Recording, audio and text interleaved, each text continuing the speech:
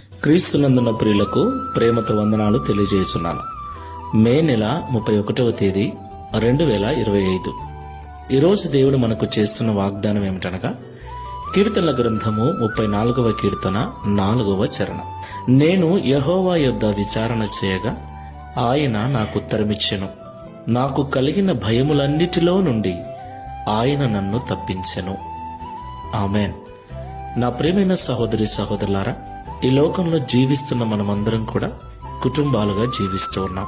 కుటుంబ క్షేమం కొరకు, కుటుంబ పోషణ కొరకు ప్రతి దినం ఉదయం లేచింది మొదలు రాత్రి పడుకునేంత వరకు అనేక చోట్లకు వెళుతూ ఉంటాం.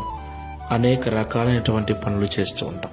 నా ప్రియులారా, ఈ లోకంలో మనకు భయాన్ని కలిగించే సంఘటనలు ఎన్నో మన చుట్టూ జరుగుతూ ఉంటాయి.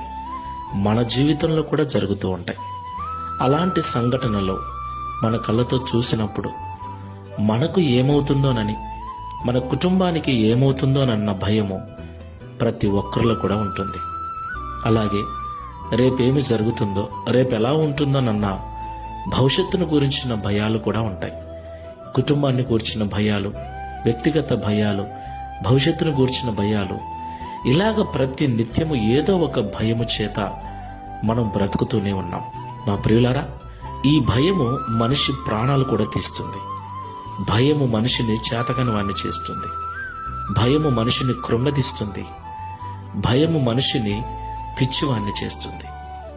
అయితే ఈ భయాలన్నిటిలో నుండి దేవుడు మనల్ని విడిపించడానికి సమర్థుడు, శక్తివంతుడై ఉన్నాడు.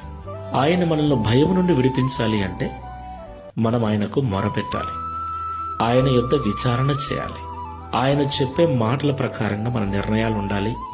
ఆయన చెప్పే Download ShareChat.